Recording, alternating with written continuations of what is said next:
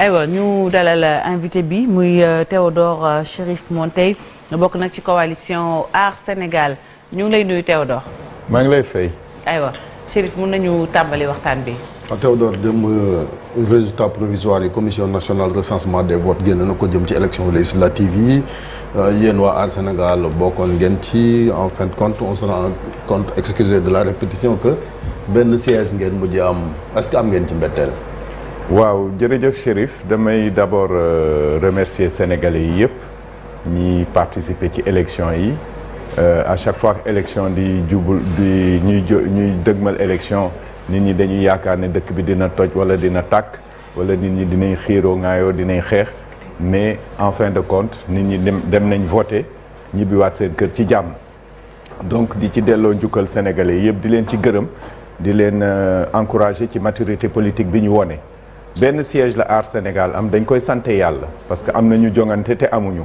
donc benn siège boobu bëri na bëriwul en tout cas am na importance li wóor ba wóor mooy que Aar Sénégal dafa amoon contrat de législature bu ñu demuloon assemblée nationale duñ ko mun a défendre tey même buñ ko mënut a dugal ci corpus juridique Sénégal bi dinañ ko mun a exposer sénégalais yi dégg ko parce que pencu ndawi réew mi fa la sa baat di gën a porté donc dinañ mun a yóbbu suñ contrat de législature ci pencu ndawi réew mi wax ko sénégalais yi yëpp dégg ko. mais sénégalais yooyu nag am na ñu am mbetteel ak li seen coalition bi en tout cas composé woon ci ay personnalité ak tamit seen taxawaay ngeen mujj am benn siège est-ce que du déception finalement. waaw déception mun nañ ko wax mais dañu koy replacer ci contexte bi parce que dañ nekk ci contexte boo xam ne dañu nekkoon ci bipolarisation landerneau politique Sénégal bipolarisation bi nekk diggante Benno Bokk Yaakaar ak Yewwi Askan Wi ku ko nanguwul amuloo lecture politique loolu mooy réalité bi ñu dem ba ci biir ñu exacerber bipolarisation bi ba nga xam ne dañ dem ba ne soit da ngay ànd ak Macky soit nga contre Macky te pour ñu ne contre Macky gars yi dañ dem ba ne Yewwi Askan Wi rek moo fi contre Macky ñoom ci seen bopp ñoo ko wax est-ce que dëgg la est-ce que du dëgg du peut-être que jarul est-ce que dëgg la je vous pose la question. personnellement ñëpp xam nañ ne que man ànduma ak Macky personnellement je pense que ñi séq Aar Sénégal yëpp wax nañ ko waxaat ko mais wax doyul jëf moo am solo te avenir bi dinañu ci renseigner ëllëg ak gannaaw ëllëg dinañ gis lan mooy posture Aar Sénégal ci landerneau politique sénégalais bi dinañ xam ne que la politique du président Macky Sall doyuñu moo tax ñu créer suñ coalition bopp ni Macky Sall di yore réew mi doyuñu te am nañ dañ d'accord ci lenn que 2024 président Macky Sall warul nekk candidat non seulement mais ku bokk ak moom kuréeli politique warul diriger Sénégal parce que gabegie bi dafa ëpp. kon Macky Sall mënut a compter ci yéen pour ngeen jox ko benn voix bi mu yaakaar ngir am majorité. ah non pas du tout Macky Sall mënul compter ci ñun te ci heure yi di ñëw dinañ ko fësal ci communiqué pour wane que ne Aar Sénégal en aucun cas mënul bokk ci lu niroog Benno Bokk Yaakaar. alors honorable ginnaaw mu la nuyoo may laajte rek ban évaluation ngeen mën a def ci seen en tout cas scrutin bi romb Aar Sénégal quand même qui était présenté comme un candidat sérieux pour mën a en tout cas bokk ci cohabitation bi on se retrouve avec un siège qu'est-ce qui n'a pas peut-être marché selon vous. bon jërëjëf Souleymane li marché wul ci suma avis defaguñ évaluation globale. mais li marché wul ci suma avis mooy que ne suñu message dégguñu ko parce que dañ nekkoon ci benn contexte de bruit bi dafa bëri woon ci élection bi lan laay ooyee bruit mooy que ne dañ nekk en face d'électeurs yoo xam dañ nekk en colère. tout à fait dund gi cher na dëkkuwaay bi cher na paj mi sooxe na jàng mi sooxe na sénégalais yi sonn nañ li ñu bëgg a dégg mooy Macky Sall dégage. loolu nag du langage u Aar Sénégal langage u Aar Sénégal mooy dañu def contrat de législature bugg ko présenter Sénégalais yi donc contrat de législature boobu message bi ñun en tout cas man ci jàngat bi ma ci am mooy que message bi jàllul ci contexte bi ñu nekkoon donc dañ koy accepter stratégie bi ñu utiliser xëy na du stratégie bu baax pour am ay député mais mooy stratégie bi nga xam ne moom la Aar Sénégal choisir pour adresser wu aux Sénégalais ku ci nekk nag da nga am sa yoon bi nga bëgg a utiliser pour atteindre say objectifs xëy na yoon wi may ñu atteindre objectifs yi ñu bëggoon maanaam am 10 à 15 députés mais buñ ko jàngatee dinañ xool naka lañ koy corriger mais àla kuli àll Aar Sénégal duñ ko dégg mu am un langage populiste maanaam wax li nit ñi bëgg a dégg pour yegg fa ñu war a yegg dañuy wax dëgg gi di ko lal di ko teg ci xam-xam ak yoon. ñëpp dañoo jàpp ni aussi yéen da ngeen a tombé ci piège Yewwi Askan Wi notamment Ousmane Sonko ndax sa déclaration de Mbacké disant que hormis Yewwi Wallu ñeneen ñëpp da ngeen daan ak Macky ngeen topp ko rek di ko tontu ba fàtte ni yéen a ngi ci campagne. non benn yoon lañ ko tontu toppuñ ko di ko tontu ba fàtte ne ñu ngi ci campagne benn yoon lañ ko tontu te dañ ko war a tontu parce que loolu mooy yoon bu la nit accusé de quelque chose da ngay tontu wax lan nga ci xalaat maintenant est-ce que Ousmane Sonko daf ko wax intentionnellement ou est-ce que stratégie de marketing politique la li ma yaakaar mooy que dafa bëggoon exacerber côté référendaire bi mu bëggoon a imprimer ci élection yi maanaam c'est soit Benno soit Yewwi. Et il l'a réussi. Il a réussi ça c'est vrai kenn mënu ko nier mais tontu bi moom lu war la moo tax ma ne kenn du mos a gis Aar Sénégal ci ay déclaration populiste c'est pas parce que dañ bëgg a am ay sièges Assemblée nationale que dinañ saaga nit wala dinañ xas nit dañuy joxe suñ offre politique bàyyi Sénégalais yi ñu jàngat ko su fekkee offre politique boobu doy na leen ñu nangul ñu ko daal ñu voteel maintenant comme ni ma ko waxee ci njëlbeen nga suñu offre politique gars yi dégguñ ko dans le contexte où on était mais du tere ñu continuer ci suñu doxalin man li may laaj mooy comme li kii doon laaj sànq wax nga ko leeral nga ko Macky Sall moom bu mu xalaat sax compter ci yéen pour que ngeen mu mën a am doole bi mu soxla ci assemblée nationale mais également ñi ngi xalaat ni fële assemblée nationale bii di ñëw ay surprise yu bari mën na ci am te bu ñu dàq dara bu boobaa may laaj yéen seen fi ngeen faree muy Aar Sénégal est-ce que itam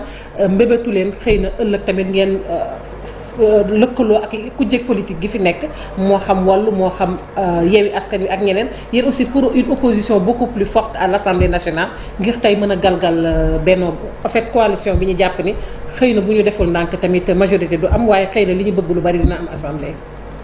li ma gën a yaakaar normalement tey wala ëllëg war nañ réunir pour déterminer suñ position de façon définitive est-ce que dañuy engagé wu est-ce que wala ndax dañuy collaborer. li wóor ba wóor mooy Benno Bokk Yaakaar effacé nañ ko. est-ce que dañuy engagé wu ci groupe parlementaire wala dañuy collaborer en tant que député non inscrit ak beneen groupe parlementaire. loolu dinañ ci jël décision tey wala ëllëg. li may rafetlu ci assemblée nationale bu bees bi mooy équilibre bi nit ñi dañ foog ne que dafay indi surtout ay lois yu ñuy. ay blocage wala ay lois yu jàll. non li ñu war a rafetlu mooy que ne réellement dinañu am assemblée nationale boo xam dañuy obligé liggéey député yëpp dinañ présent te loolu mooy li gën a important parce que boo absenté ce groupe day daanu day ndërmeelu donc dinañ am assemblée boo xam ne députés yi dinañ mériter seen salaire te vraiment loolu lay rafetlu di ngeen gis 165 députés yi ñuy xëy ci assemblée nationale chaque jour di ngeen gis assemblée boo xam ne dinañ am matière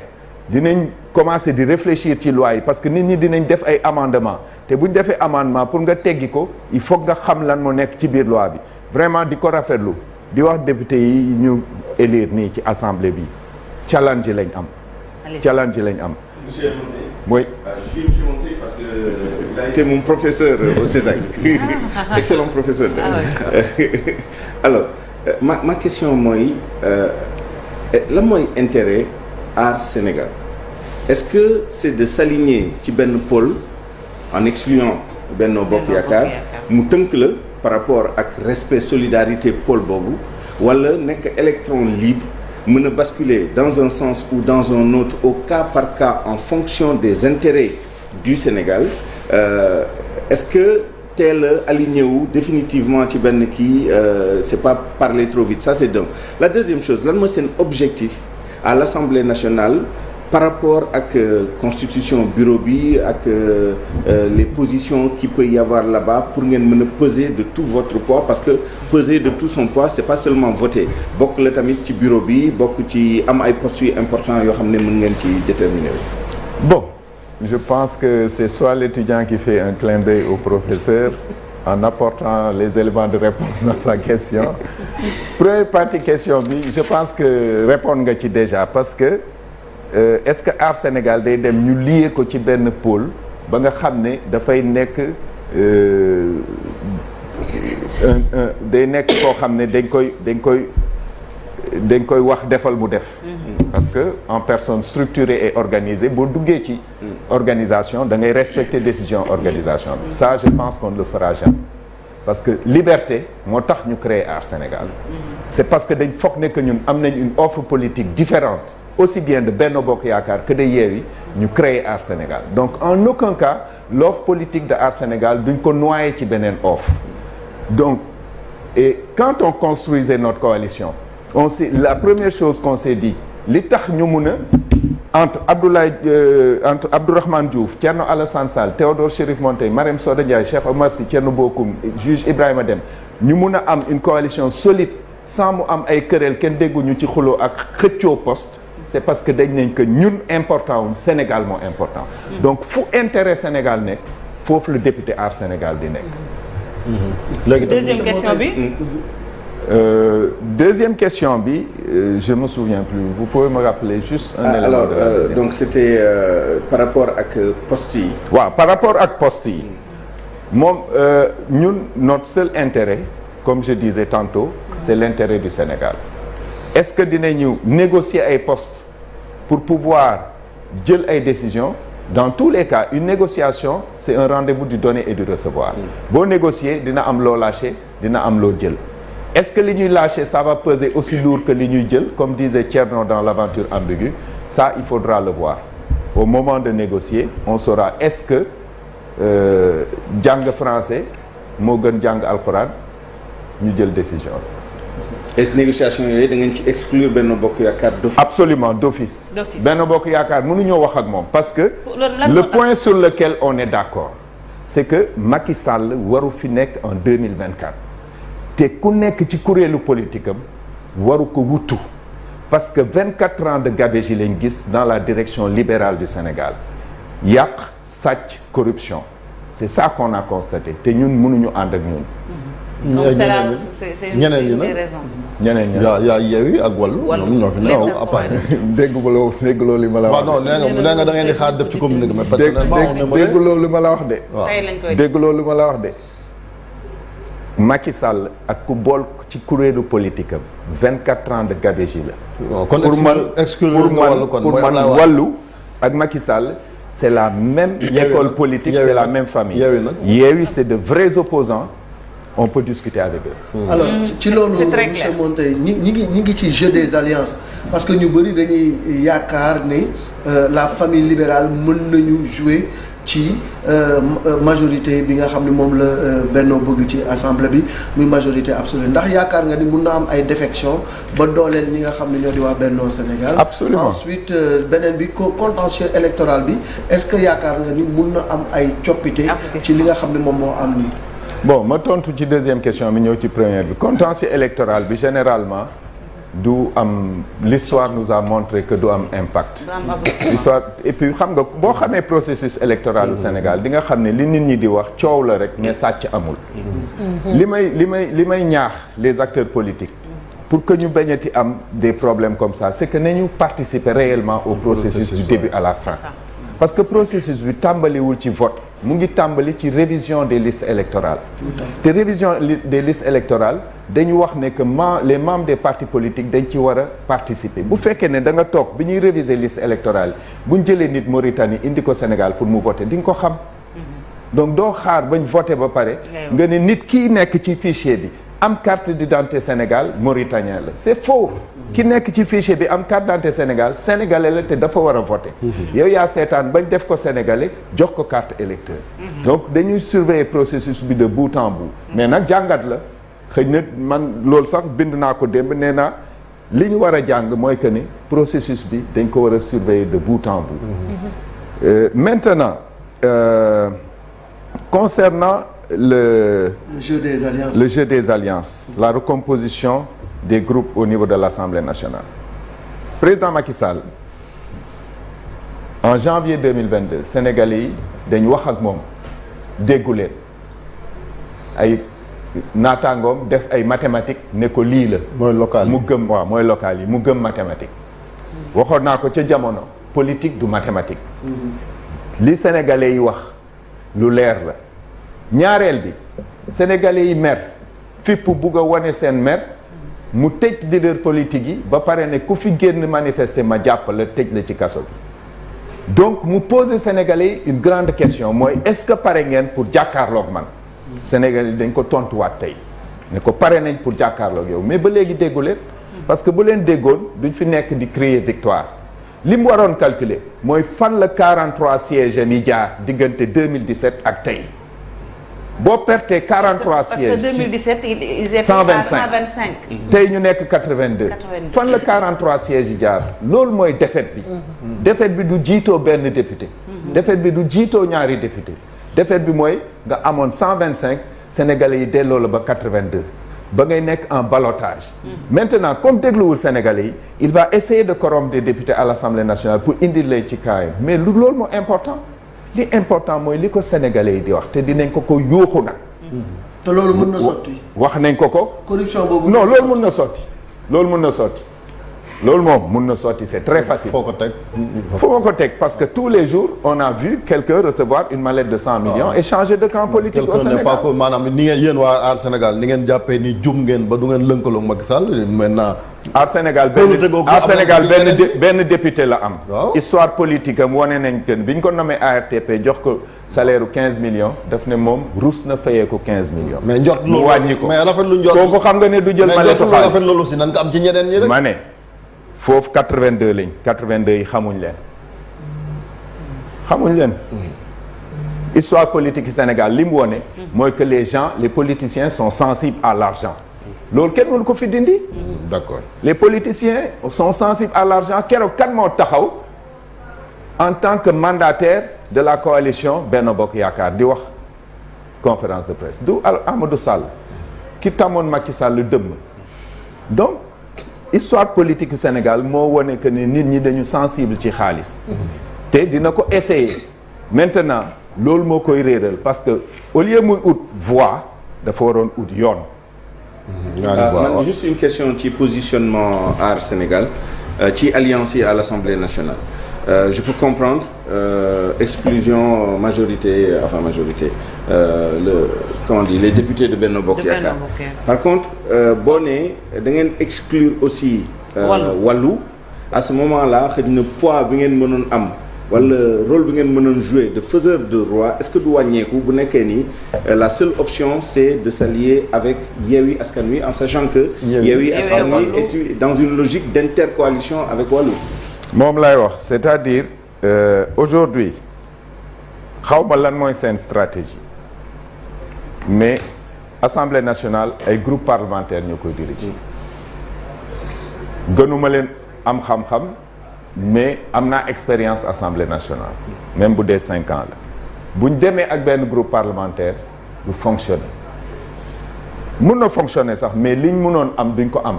parce que un groupe parlementaire mooy poids politique ci Assemblée nationale bu ñu demee ak ñaari groupe parlementaire non seulement dañuy peser ci bureau assemblée bi dañ fay gën a am ay postes dañuy gën a am ay privilèges dañu gën a am des moyens de leur combat des moyens financiers parce que Assemblée nationale boo amee groupe parlementaire da ngay am budget da ngay am poste vice-président da ngay am présence ci bureau assemblée bi maintenant s'ils vont avec un seul groupe là peut-être que on va refaire notre réflexion mais s'ils vont avec 2 groupes xam nañ à peu près avec quel groupe on va pouvoir mais li mu la wax mooy à titre personnel monsieur Monteil vous étiez à Kaolack c'est très difficile nga am courage yu dem wax ak Kaolack waaye pour dagaan seen ay bal tontu bi la Kaolack waaye tontu ban jàngat nga si am. alors lu tax ma dem Kaolack d'abord dama ne boo defee 5 ans Assemblée nationale dafa am liggéey boo fa def liggéey boobu dañ ko war a évaluer parce que ba may dem Assemblée nationale dama ne woon je représente je légifère je contrôle damay dem toogal leen tabaxal leen ay charte ba pare di saytu li gouvernement bi di def bu ma defee juróomi at yooyu dem nekk tête de liste nationale tayal la parce que damay xam ne damay jàll mais ma ne damay dem ca Kaolack ay présenter leen suma législature ne leen est-ce que man mérité naa dellu Assemblée nationale wala déet Kaolack ay ne ma 1064 voix nga mérité ma dégg ko bu baax 1064 voix la mérité à Kaolack donc ma xam ne Kaolackois yi d'accorduñ pour ma dellu Assemblée nationale ou bien en tout cas amuñu lecture ci liggéey bi ma def Assemblée nationale. Peut-être Sénégal yëpp reconnaître ko nul n'est prophète chez soi. Donc j'en tirerai toutes les conclusions qu'il faut pour demain. Pour de façon générale Aar Sénégal lan lañ jàngatee ci élection yi ñu génn ba lañ doon def tey bilan lan lay doon. bu ñu doon def bilan dañu naan suñu élément de langage en tout cas c'est les premières choses yu ñu war a changer parce que booy wax ak nit déggu la. c'est pas parce que comprendre la xëy na langage bi ngay utiliser moo adéquat. gars yi dañ leen tegoon nag jaar intellectuel mbirum élitisme foofu. waaw dama koy relancer ci la bokk. ci waaw loolu nee na élément de langage. loolu dëgg la mais xam nga man je suis un intellectuel et je le revendique. ma waxi du ma waaw xam naa du ma jamais d'accord ñuy def un nivellement par le bas. li ma gënal mooy sénégalais yi xamul ñu xam loo leen. mais d'accord a dellu ñàkk a xam du ma ko d'accord maintenant. boo bëggee waxtaan ak nit da ngay adapté wu ci nit ki te pour nga adapté wu ci nit ki il faut nga remettre en cause la remise en cause mooy que mots yi may utiliser kaddu yi may utiliser xëj na du kaddu yi nga xam ne moom laa war a utiliser pour que nit ki dégg ma nga changer sa façon yi wax mais sa xam-xam moom mënoo ko wàññi. est-ce que majorité bi yaa ngi doon wax ballottage seen bis bu ñu amee une voix de plus maanaam ci 82 yi même nekk majorité absolue boobu dina mën a tax yenn yi jàll fa parce que assemblée nationale ak li nga xamante ni mooy loi organique yi wala même réviser constitution bi dina yombati même. absolument pas liñ mën a jàllale mooy ay loi ordinaire mais bu ñu yeggee ci loi yu compliquées yi loi organique wala révision de la constitution c'est clair que bu ñu soxlaa une majorité nu ñu koy oyotee sax. qualifié ça va être très difficile te loolu dafa am importance loolu moo tax ñu nar ma ne assemblée nationale bii ñu teg nii mooy nekk assemblée bi c'est dommage ça risque de ne durer que 2 ans mais en tout cas bu ñu profiter ci 2 ans yi mun nañ ci def yu bëri dans l'intérêt exclusif du peuple sénégalais. ñu wax nag sa ancien parti bi bunt bi gis nañ ni 0 député te yow 2017 yaa fa nekkoon seen député classe bi amoon ba nga tàggoog ñoom est-ce que y a pas de regret bu gisee ni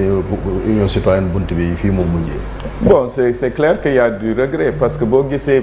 évolution bi parti bi defoon 15 ans de construction. ñu dem 2017 am député dem 2022 def résultat yi ñu def ci élection territoriales yi le lendemain mu am clash ça montre que vraiment c'est du gaspillage. Et je pense que moi j'ai du regret mais je pense que ñoom ils sont en train de s'en mordre les doigts ñu ngi vraiment dans une situation je pense que c'est leur mort politique en tout cas le chef du parti c'est sa mort politique il l'a jeex na pour moom parce non c'est clair parce que yow nga ne man maay 3e force politique en janvier en juillet ñu def la ndaare c'est clair que c'est une mort politique yéenewuma ko woon mais je savais que foofu la jëm parce que xamuloon lan moo nekk ci biir parti bi xamuloon naka la parti bi doon marché parce que maa ko doon administrer au jour le jour quand je suis parti c'est l'âme du parti qui est parti ñëpp waxoon nañ ko dégluwu leen donc waaw dernière question bi mooy surtout diaspora bi ak député yi parce que bi ñuy wàññi xob yi man li ma gis ñu tabb 16 députés yi bariwul est-ce que du ay 4000 15 députés yooyu parce que est-ce que du 4000 sénégalais de la diaspora ñoo fal ces 15 députés. loolu la nit ñi di wax toujours parce que diaspora sénégalaise bi pour nga nekk électeur il faut nga inscrire au consulat te ñëpp xam nañ ne que sénégalais yi dañu émigré mais duñ mos a dem consulat donc électeurs yi bëriwuñ dans la diaspora sénégalaise à tel point que nit ñi dañu doon remettre sax en cause le nombre de députés yi ñu leen alloué mais ça c'est un acquis politique boo xam ne kenn mënatu ko dindi li ñu war a def mooy def de telle sorte que député diaspora yooyu def seen liggéey sensibiliser sénégalais yi ñuy dem consulat yi di leen xam ñu mun a xam lan mooy le poids des sénégalais à l'étranger. Très bien. yow moom da ngay créer parti wala. ah non xam nga nee naa leen alternative citoyenne diisoo plateforme de réflexion la apporteur de solutions. Créer un parti de plus ne sert à rien parce que pour aller aux élections on n'a pas besoin de parti politique aujourd'hui on a besoin d'avoir des idées et une offre. Très bien. Donc créer un parti de plus ne servira à rien. Merci beaucoup jërëjëf. C'est dommage que demoo assemblée quoi. Théodore Chérif Monteil idée yi dina fa dem. voilà bokk ci coalition Aar Sénégal ñu lay jaajëfal bu baax a baax.